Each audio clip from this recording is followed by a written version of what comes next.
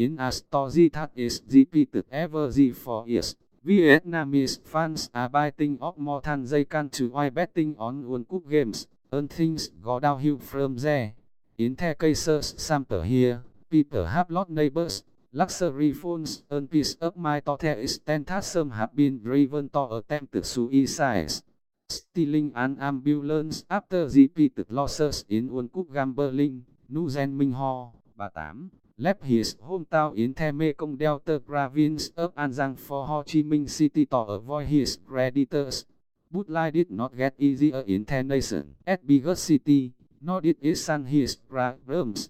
With no money and no life, Ho had to it in life for charity means. Early in the morning of June 22, when he was waiting for Amin at a hospital in Binh Tan District, Ho noticed an ambulance in the that is key in the ignition. He decided to take the vehicle and flee. His only thought being to sell it somehow and pay off his debt. Not long after, he was caught at a toll station not very far from the city. Brody, neighborly spot Tong Van Hung, 35, in the central province of Quang Nam was wondering if the final score of the match between Russia and Uruguay on June 25 that they heard was accurate, so he came to his neighbor, Phan Chi Kong, for confirmation.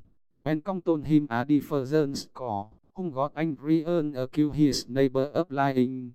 The conversation escalated into violence with Kong hitting and stabbing Hung.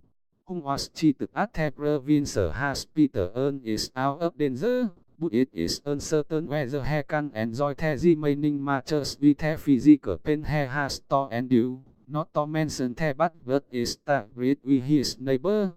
Driven to suicide, doctors at a hospital in Ho Chi Minh City set the list of 2 men on June 27 after they consumed pesticides to kill themselves. The reason was the same, losing one cup best.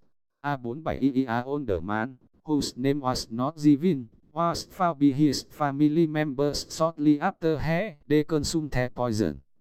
While the other, 34, had second thoughts and asked his family to take him to the hospital. The hospital stays might have led them to miss some games, but there is no information on whether they have the stomach to gamble again. In another case, a young man was set by marine police after he jumped down from a tree across the Cam River in the northern city of Hai Phong on July 8.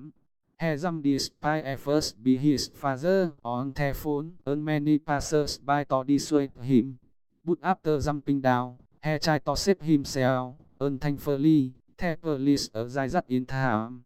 People close to the young man said he had what they call the AFIN of the World Cup and learned he was deep in debt. That cut after 30 in a dấu A62-year-old man in Hanoi was taken to the hospital on June 19 after he stayed up all night watching 30 World Cup games in a dấu. Dr. Phan Thao Nguyen at the hospital, a another public facility in the city, said the man on the had a cardiovascular problem and did not have the heart for such prolonged excitement.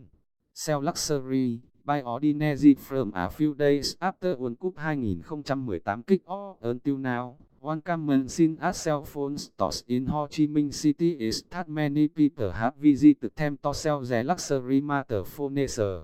On June 27, a man came to a shop in Binh Tan District to sell an iPhone for VND 20 min $866. He bought a new iPhone 6 at VND 3.5 min $. He told VN Express that he needed the money to settle a World Cup bet that he lost. A few days later, within 1 hour, 30 people visited a shop in District 1 to sell 30 luxury Galaxy Matter furniture, and one of them bought a much cheaper phone. On 30 had bad luck with their World Cup bets. Video được tài trợ bởi nhiệt kế hồng ngoại bán tại shop lặt vặt.com.